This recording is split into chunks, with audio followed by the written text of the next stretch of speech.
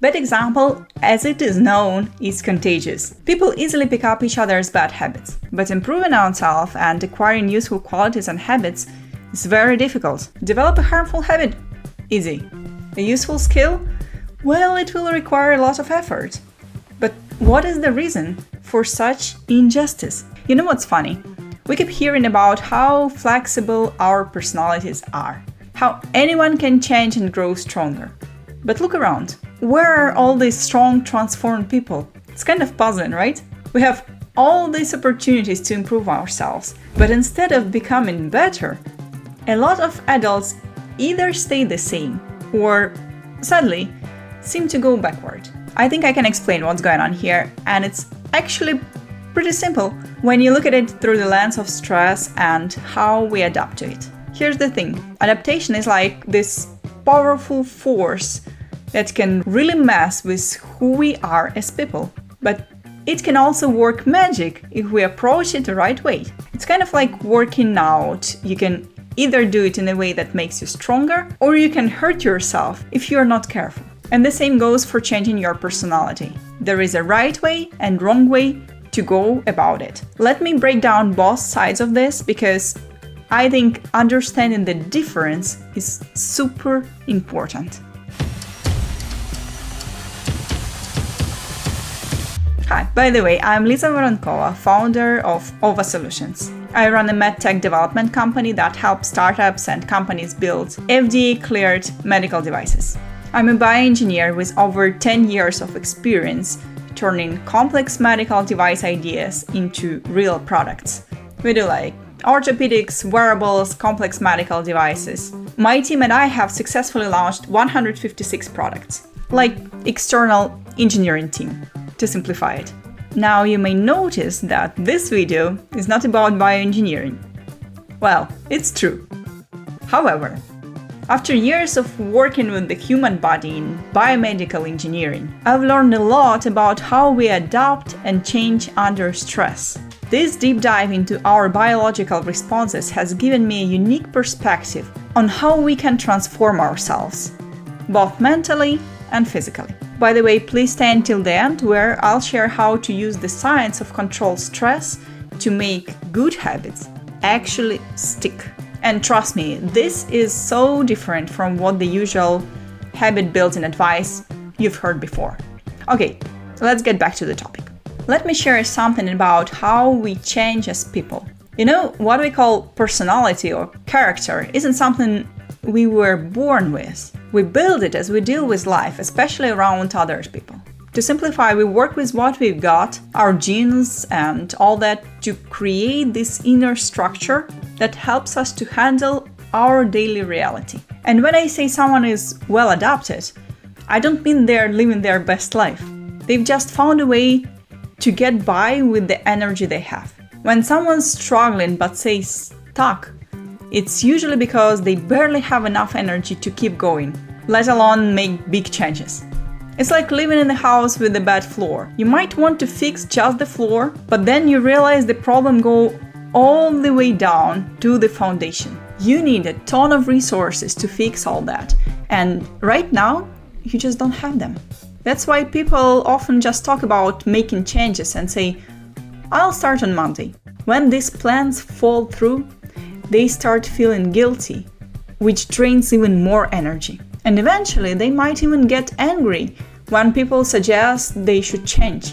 You've probably seen those heated arguments online where someone attacks others for promoting a lifestyle they can't achieve. People who live differently have basically rewired themselves to get energy from their way of life. They just roll along their tracks and often judge others pretty harshly. But you should understand that switching tracks takes way more energy than just rolling along them. And sometimes people don't even notice their tracks are leading them astray.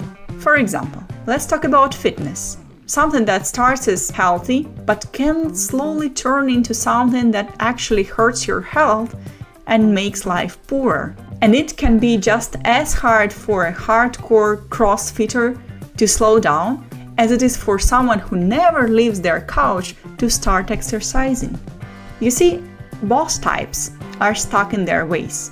The couch person's body saves energy and crashes when stressed, while the fitness buff has learned to get their energy fix from intense workouts. And both get stressed trying to change, one from attempting exercise, the other from trying to take it easy. None of them has the energy to live differently because their bodies have adapted to their current lifestyle. And when they try to change, stress hits them like a fire alarm, making them grab into whatever familiar pattern they can find just to survive. Now, when would someone actually manage to change their way of life? Only when they get an immediate energy boost during the transition that makes up for the stress of not being fully adapted yet. It's like needing an oxygen tank to swim from one bay to another. Without that extra oxygen, you'll just dip your toe in the water and back out, knowing you couldn't make it across. And telling someone life's better on the other side honestly doesn't help much. They probably believe you, but they're focused on one thing: having enough energy to get there. Sure, once they'll make it, they'll be fine. That is how adaptation works. But getting out of your comfort zone, that's always stressful. About personal growth training, it's interesting how it helps some people thrive, does nothing for others, and actually makes things worse for some folks. So how it works? These programs creates this special environment full of energy and emotion. When it works right, it pulls you out of your old life, fills you with the energy through the group connections, through all this environment and atmosphere. It changes you and sends you into a new reality. But here is the problem. A lot of trainers focus more on pulling people out of their normal life and into this training space than on helping them to adapt to real life afterwards. And what happens? People often get stuck halfway because they can't go back to their old life.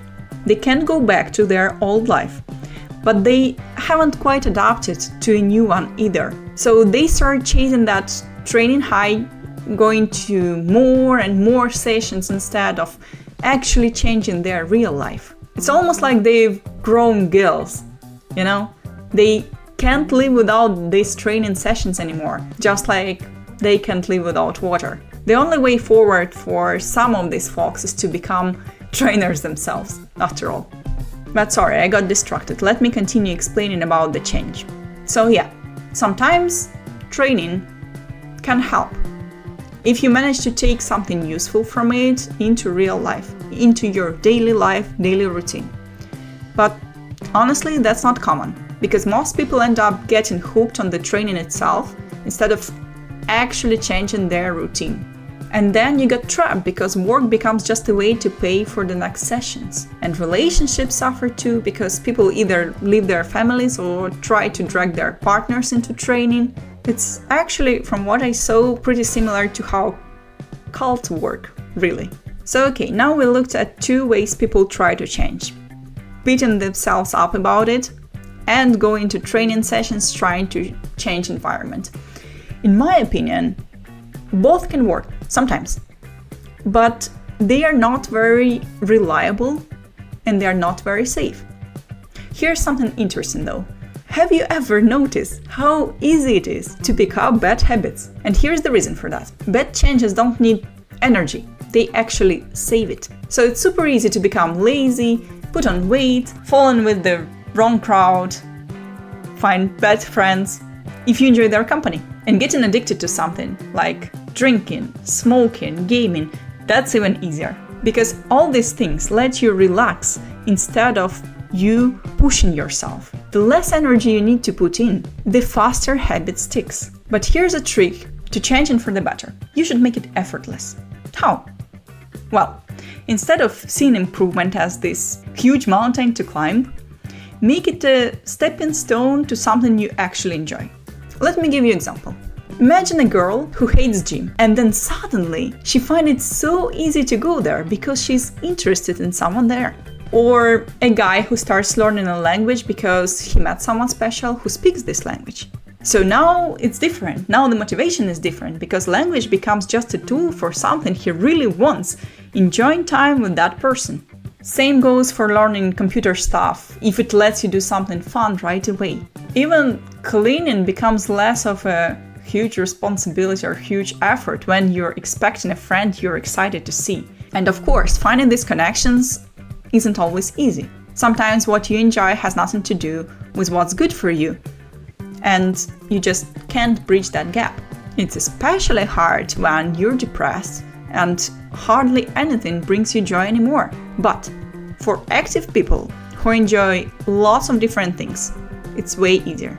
So what they can do, they can fit unpleasant tasks into enjoyable activities and get through the adaptation period without much stress. That's why they find it easier to start new things, while people stuck in a rut have a harder time getting out. For dealing with stress along the way, you need healthy pleasures. Let's talk about food, for example. If you only rely on sugary stuff for comfort when you're stressed, you'll end up eating tons of it. Well, it helps in the moment, but then you gain weight, then you feel bad about yourself, and you end up even more stressed. Not to mention that junk food doesn't give your body what it needs, so your energy keeps drawing. Instead, if you're using food for comfort, go for the healthiest options that still feel satisfying. And remember, your taste can change over time. What you don't like today might become enjoyable later. Start with some compromise foods. Let's say nuts and dried foods instead of chips, dark chocolate instead of candy bars. And of course, you can still overeat this, but at least they feed your brain better.